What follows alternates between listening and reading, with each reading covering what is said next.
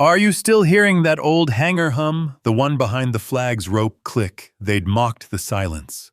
Said the bird was dead, their laughter echoing between steel ribs, then stopped. The brass flight key glinted once in his hand, as the door creaked, and for a heartbeat even the dust seemed to listen. Still quiet men leave echoes too, like engines remembering kindness.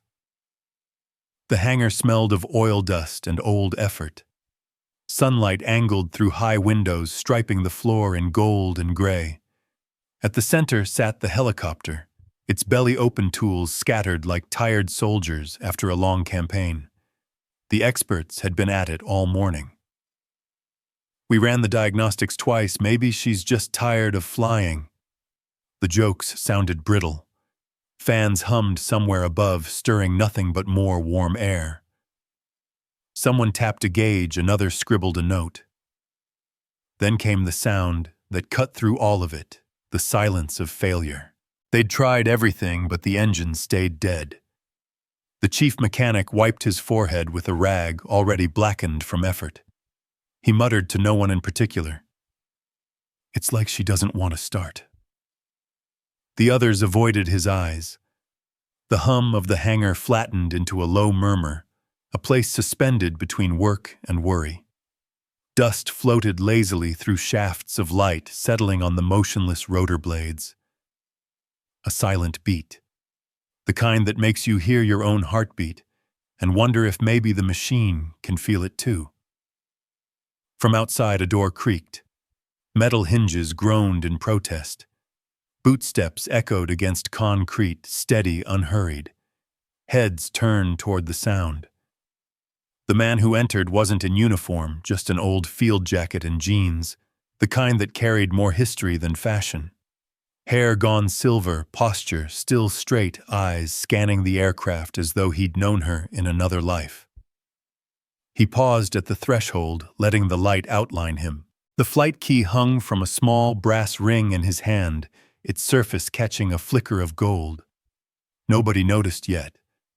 They only saw another visitor, some retiree wandering in from the veterans' fair next door. "Sir, this area's restricted," one of the younger techs called. "Didn't mean to intrude." The man replied, voice calm and low like a well-tuned radio after years of use. He glanced toward the silent rotor. "She's been sitting a while, huh?" The mechanic shrugged, irritation edging into fatigue. "We've checked every system. Fuels, clean batteries topped. She just won't turn over." The old man stepped closer, boots whispering on concrete. He studied the panel, the lines of wear, the faint scuffs that only long familiarity could read. Then he rested a hand on the fuselage, the gesture gentle, almost reverent. A tiny chime of metal as the flight key turned in his fingers. "Mind if I take a look?" The question landed soft but final, like a note that resolves a song. No challenge in it, only quiet certainty. For a moment no one spoke. Then the mechanic, half curious, half relieved, stepped aside. "Be my guest, sir." The man nodded once and moved toward the cockpit. Each step echoed through the cavernous room, steady and patient, filling the space the way wind fills an old flag. Somewhere in the distance, a radio crackled faintly, then went still again. Dust shifted in the sunlight as he reached the open door, placing the key on the console like an offering. The hum of the hangar deepened, a breath held. And just before the screen fades to black, his voice, "Let's see if she remembers how to wake up." SFX ambient hangar hum. Faint echo of boots. Rotor creak under still air. Morning had settled into that dull hour when effort feels heavier than progress.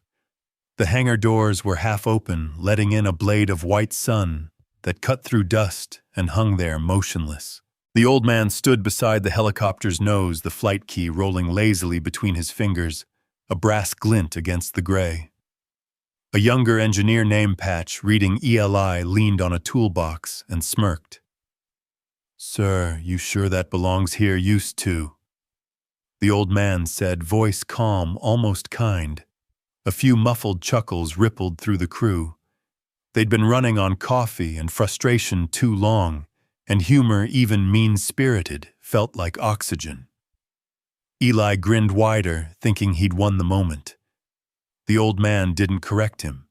He simply studied the gauges through the cockpit window, lips moving in a silent inventory. Oil pressure, temp line, rotor trim things.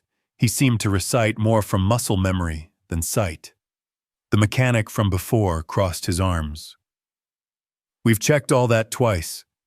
Nothing's off. That's the thing about off, the old man murmured. Sometimes it hides in plain sight. He stepped closer, the soles of his boots whispering over the floor. Light glanced off oil-streaked metal. The air smelled of dust and long service. Somewhere a seagull cried outside, and for a heartbeat, the hangar felt like a chapel, quiet, heavy with purpose. He reached out and brushed the edge of a panel with his thumb, then leaned closer to the worn nameplate bolted under the cockpit glass. The letters were half erased by time and solvents, but he traced them like Braille. She used to belong to 3rd Air Support, he said softly. Same tail number I worked on, before they retired her. No one answered. The sound of a wrench clattering somewhere in back felt louder than it should. Eli forced a laugh. That right? You saying this bird remembers you? The old man smiled, a small sideways grin that didn't need defense. Machines remember the hands that treated them right, he said. The flight key twirled once more between his fingers, catching a flash of gold light before coming still. He looked at it like a man weighing time itself. A silent beat fell over the space. The others drifted back to their checklists, pretending not to watch him. The old man reached into the open engine bay and wiped away a smear of grime from the brass plate inside. Underneath, faint but certain, a set of etched initials appeared. RH. He paused, thumb resting there, the touch deliberate and slow. The gesture wasn't nostalgia. It was recognition. A memory in motion. For the first time that day, the chief mechanic said nothing. Eli swallowed his next joke. The hangar seemed to breathe differently, as if some hidden current had shifted direction. Still, the old man broke the tension with a gentle sigh. Guess she's just waiting for someone to ask the right way. The line drew a few uncertain smiles. Humor, but with something heavier under it, a note they couldn't quite name. He wiped his hand on a rag, turned the key idly in his palm again, and looked toward the helicopter's shadow stretching across the concrete. The light glinted along its curve, the same soft gold from before. But the way his hand lingered told another story. The afternoon light had thinned to a pale wash, the kind that made the dust shimmer more than it glowed. The air inside the hangar felt hushed, less busy now, more like waiting. Somewhere outside, a faint brass band played from the Memorial Day parade, each note muffled by the steel walls until it became a distant heartbeat. Eli sat cross-legged beside a stack of weathered binders. The old maintenance manuals smelled of cardboard and oil. He thumbed through the pages, half curious, half searching for something that might explain the engine's stubborn silence. Margins were scribbled with faded pencil marks, arrows, and shorthand codes that looked older than his father. One loose page slipped free and fluttered to the floor. When he bent to pick it up, he saw a line of cramped handwriting at the bottom corner, torque adjusted. Confirmed, Sergeant R. Hale. Eli froze, eyes flicking toward the quiet man still standing by the cockpit. The retired sergeant was leaning on the frame, watching the light play along the metal skin of the aircraft, the keychain dangling loosely from his fingers. It swung once, catching a shard of sun that flashed across the glass canopy. Sir Eli called, voice softer now.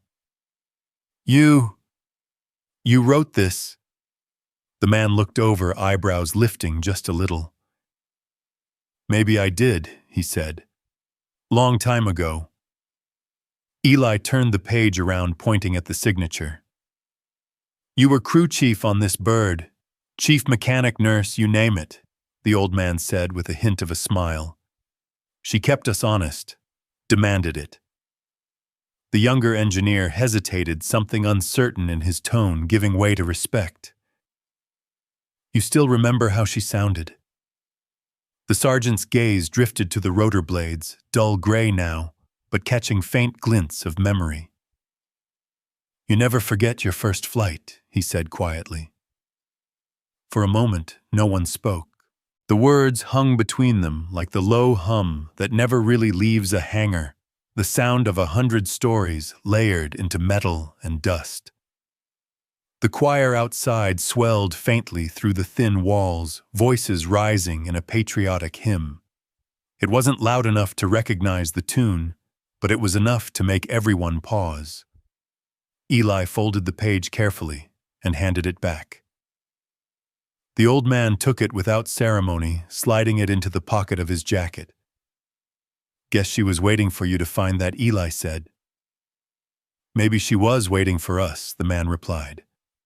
The mechanic approached, wiping his hands on a towel. So what does it mean that she'll start if we sing the right song? The sergeant chuckled softly. No. It means whoever worked on her last didn't listen close enough. He ran his hand along the panel, stopping where the bolts met the access plate. These lines, they talk if you let them. He looked at Eli, nodding toward the switchboard. Go ahead, power her auxiliaries. Eli hesitated. You think she'll... We'll see, the man said. The switch clicked. A low electric murmur filled the hangar like a memory, stirring in its sleep. Lights along the panel flickered once, then steadied. The old man exhaled slowly, as though greeting an old friend who'd just stirred from a long nap. Outside, the choir faded. Inside, the air felt alive again. Still, no one believed it could start again. The hangar had gone still. Even the air seemed to wait. Afternoon sunlight slanted through the open doors, laying long bars of gold across the floor. Dust floated between them like slow-moving sparks. The retired sergeant climbed into the cockpit with the unhurried grace of someone who had done it 1,000 times before. The years hadn't dulled the rhythm, they'd just folded patience into each motion. His hands found every switch without search, his eyes tracing the familiar arc of the panel. You've been priming her wrong, he murmured. Eli leaned closer, hesitant. Sir? The old man didn't answer right away. He reached for the flight key, its surface worn smooth by decades of service. Turning it between his fingers, he seemed to weigh something invisible: duty, memory, forgiveness. Machines are like men, he said quietly. They lock up if you don't let them breathe. He slid the key into the ignition slot. The brass caught the light and flared briefly, a small sun trapped in his hand. His thumb rested there, not yet turning. Behind him, the crew watched from a respectful distance, the mechanic standing rigid, Eli holding his breath. He pressed the primer switch once, then again, in a rhythm older than any checklist. The fuel lines groaned softly, the sound of something remembering how to move. For a heartbeat, nothing. Then came a low cough. Once. Twice.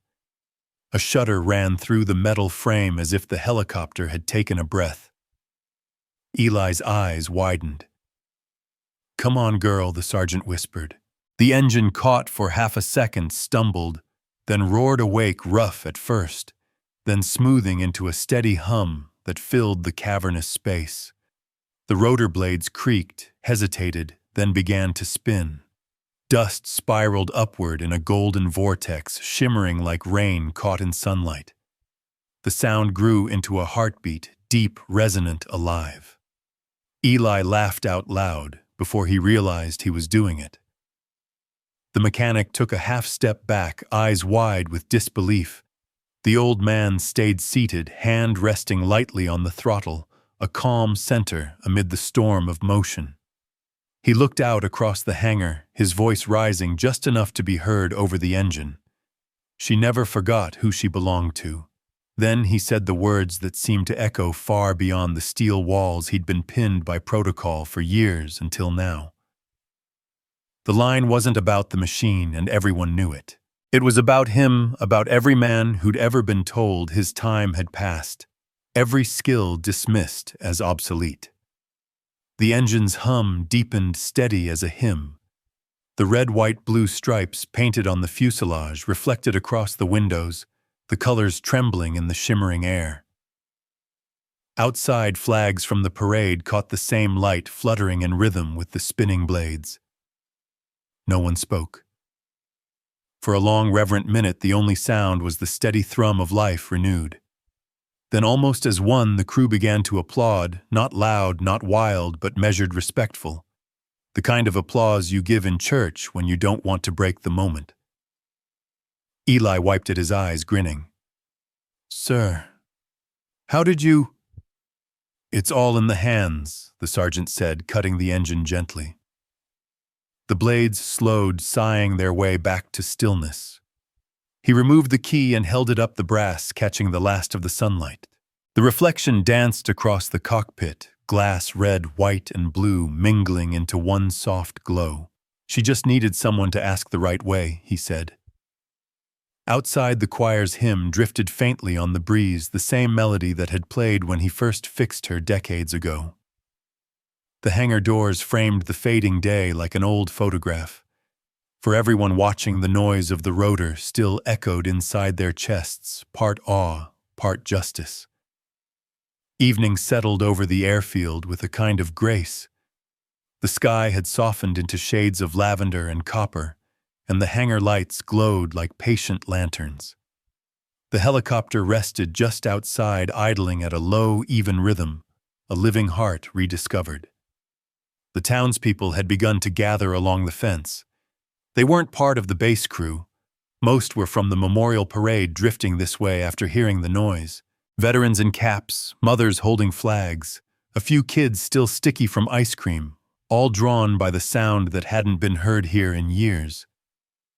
Eli stood beside the craft hands in his pockets, face glowing from reflected light. He watched the old man in the cockpit, still calm, still in command of something larger than any machine. "Guess she just needed the right hands," Eli said softly. The sergeant looked over his shoulder, his smile small but sure. "No," he said, "just someone who remembered." That line carried farther than it should have. It cut through the murmur of the crowd, the soft tick of cooling metal, and found its way into quiet hearts. The flight key rested in the ignition, a tiny echo of sunlight gleaming off its edge. The rotor blades turned lazily, whispering against the wind. Every rotation felt like a benediction. Those who had scoffed earlier, the engineers, the young officers, even Eli, before the moment changed him, stood in a semicircle around the hangar doors. None spoke. Their earlier bravado had drained into awe, replaced by something closer to reverence. The chief mechanic removed his cap. His voice, when it came, was careful. "Didn't think she'd ever start again," he said. "Most things don't," the sergeant answered, "until someone believes they can." The answer wasn't a lecture. It was mercy disguised as humor, the kind that made you nod instead of flinch. The choir from town had wandered closer, their director lifting a hand without a word. The first notes rose hesitantly, "America the Beautiful" carried on the cooling wind. The melody blended with the idle hum of the blades, until the two became one continuous chord, steel and song, faith and function. The old man climbed down from the cockpit, moving slower now, but with that same quiet dignity. Eli met him halfway, offering a hand he didn't need. "She's yours now," the sergeant said. "No, sir," Eli replied. "She's ours." The exchange drew a few nods from the crowd. Even the skeptical faces softened. He turned toward the fence line where an old veteran in a wheelchair was saluting the craft. The sergeant paused, then returned the salute, crisp, simple, perfect. Around them the hymn swelled. The flags caught the breeze, rippling in time with the music. For a moment the world aligned, generations' service memory, all carried by that single steady hum.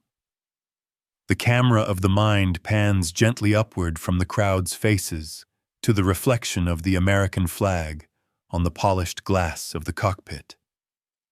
The red stripes shimmered faintly with motion. The white glowed against the deepening blue. The song faded to its last verse, voices lowering in unison, and crown thy good with brotherhood. The blades slowed until they were barely moving, the hum dissolving into silence. What remained wasn't noise or spectacle, but something deeper, a shared understanding that justice sometimes arrives not as thunder, but as the sound of an engine reborn. The sergeant rested a hand on the frame, eyes on the key still glinting in the ignition. A quiet smile. "Let her rest," he said. "She's done her duty." And with that he stepped back into the glow of the hangar lights, the community's gaze following him like a tide turning toward home. Morning light poured through the diner's wide windows, turning the chrome counter into a river of gold. The coffee machine hissed softly, the kind of steady sound that belongs to small towns and long memories. Eli sat at the corner booth with his jacket still smelling faintly of fuel and dust. Across from him, the retired sergeant stirred his coffee slowly, watching the steam curl upward like a thin flag in calm air. Neither spoke for a while. They didn't need to. The waitress came by with a smile that knew stories before they were told. "Refill, hon, please," the sergeant said, pushing his cup forward. The glass bell over the door chimed as a couple of townsfolk stepped in. They nodded respectfully when they saw him, like neighbors greeting a familiar landmark. On the wall near the register hung a new bronze plaque, polished so bright it caught the morning sun. He kept them flying quietly. The words were simple, unadorned, the kind that fit him. Eli followed the old man's gaze to the plaque, then back toward the airfield, visible through the diner window. The hangar stood calm in the distance, its doors open to the breeze. "They're saying she ran smoother than she ever did," Eli said. "Maybe she just needed to remember who she was," the sergeant replied, taking another sip, a soft clink of coins as he dropped a tip onto the counter. "Always pay for the coffee that tells a good story," he said with a grin. The waitress laughed quietly, shaking her head. Outside, sunlight spilled over the parking lot, gilding the hood of an old pickup truck. Eli gestured toward the hangar, eyes narrowing with the spark of last night's miracle still fresh. Experts couldn't start it. Until he walked in. The sergeant chuckled, shaking his head. "Don't start making legends, kid." "Too late," Eli said. "Town's already writing them." Through the window, a few children were gathered around the fence line, looking toward the hangar, where the helicopter sat gleaming under the rising sun. Its reflection shimmered across the puddles from last night's rain. The scene shifted later that morning, the quiet halls of the town library. In the small veteran's alcove next to a folded flag and a wall of black and white photos stood a new glass case. Inside it lay the flight key resting on a square of blue velvet. A brass plate beneath read simply, "Flight Key, donated by Sergeant R. Hale Retteau." She remembered. The sunlight from the high windows struck the glass, scattering tiny motes of gold across the floor. Visitors would pass and pause, not all understanding, but all feeling something they couldn't quite name, pride maybe, or peace. Back at the diner, the old man rose from his seat. He adjusted his jacket, nodded once to Eli, and headed for the door. The bell chimed again as he stepped into the daylight. He walked with the steady gait of someone who had finished his work and left no debts behind. The street outside was alive with small-town rhythm, the mail truck idling, a dog barking somewhere, the faint echo of a choir practicing for Sunday. The camera lingers one last time on the flight key, in its case, sunlight flaring through the glass, the reflection warm and alive. The diner still smelled of coffee and sunlight. When he left his seat, the door chime fading behind him, like a last salute. Outside, the town moved slow shop signs, creaking flags catching in the morning breeze. Still, every sound carried a softness, the kind that follows justice quietly done. Across the street, the library windows caught the rising light. Inside, the flight key rested in its glass case, gleaming like a coin of memory. Underneath the plaque read, "He kept them flying quietly." It wasn't grand, but neither was he. It was the right size for truth. Kindness, he'd once said, is a craft, steady hands, no applause, just care that endures.